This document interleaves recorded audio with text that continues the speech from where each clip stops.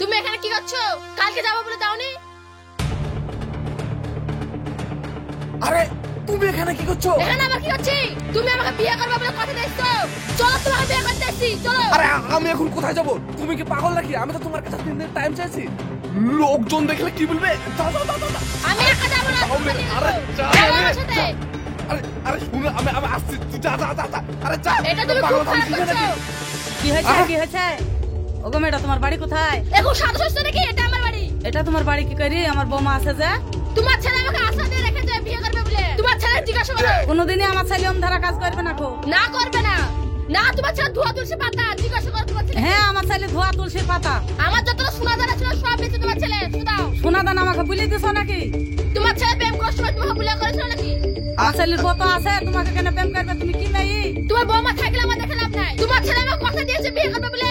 যে রূপের মেয়ে তোমাকে বিয়ে করবে? তোমার সাথে কথা বলে লাভ নাই। এ দিমা, আপনালি বেরে তোমাকে পিটাবে। চলো চলো ছেড়ে আমার স্বামীকে। এই সব তুই কি বুঝছিস? ছাড় আমার আরে বৌমাকে। ছি ছি ছি, আরে তোর এই তুমি চলো আমার ছেলের বউ হবে কি? বেরা বাড়ি। চল চল চল। এই তুমি কোথায় যাও? আমি চলে যাবো। তুমি কোথায় বেড়াচ্ছ? বেরা চলো। বাড়ি থেকে। বেরা। আমার ছেলেকে বিয়ে করবে। আমি যাবো না। বাচ্চা থেকে বেরা না, তোমার ছেলে ঘোরাবো তোকে। আরে চল না। আমি যাবো মানে? এই তুই আমার চল না রে। ছেলেকে আমি? যা। এই চল চল ঘর চল ঘর চল।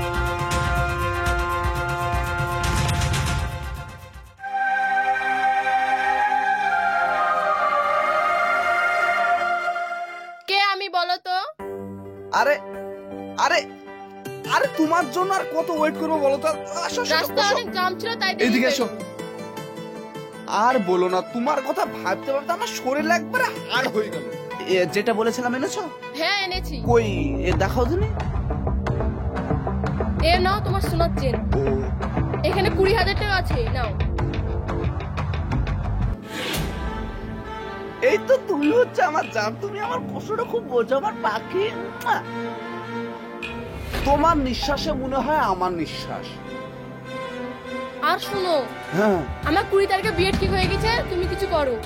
আরে তুমি টেনশন নিচ্ছ কিসে লেগে? 20 তারিখের আগে তোমাকে তুলে পালিয়ে দেবো, বুঝলা? আর তোমার বুড়ে বাপ বসে বসে আমরা চুষবে। এই আমি একটু কারেন্টের বিলটা দিয়ে আসি, নাহলে আবার বন্ধ করে দেবো। ঠিক আছে। আচ্ছা।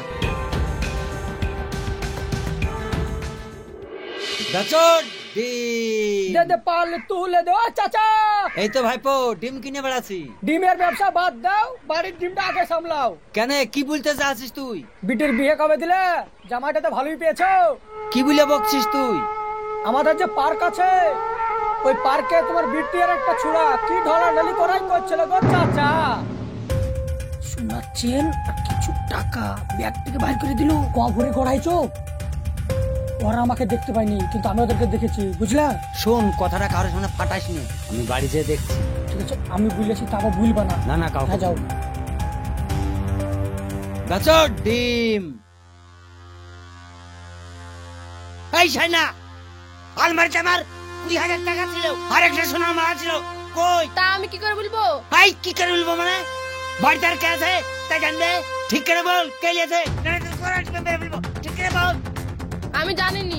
সেই মায়ের মতন গুনগুন খা, পেটের কথা পাওয়া যায় না। তুই ওই পার্কে কাকে নিয়ে ঘোরাফেরা করছিলি? আমি কিছুই জানি না। ওই ন্যাংরা আমাকে সব বলেছে। কাকে তুই সোনার চেন দিয়েছিস, টাকা দিয়েছিস? বল বল হারামি, বল। চল তুই ঘরে চল, 1 লাখ টাকা দে, চল ঘরে।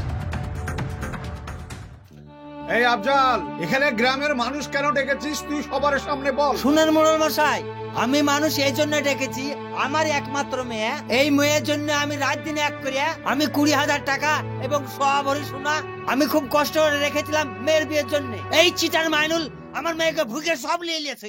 এর আমি একটা সুবিচার চাই মোড়ল মশাই। আপনি ভুল বলছেন, আমার ছেলে এরকম কাজ করতেই পারে না। এই তুমি মেয়ে ছেলে চুপ করো। এই মাইনুল, আফজাল যে কথাটা বললো এটা সত্যি না মিথ্যা তুই সমাজের সামনে বল। দেখেন মুরল মশাই, এখানটা অনেক লোকজন আছে, আমি অস্বীকার করব না।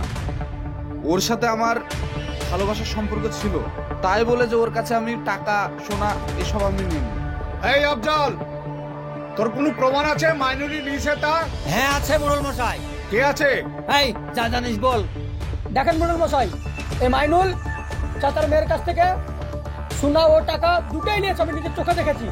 তাই? হ্যাঁ, ও মিথ্যে কথা বলছে। মাইনুল মুর্শেদ যা বলছে সেটা কি সত্যি কথা?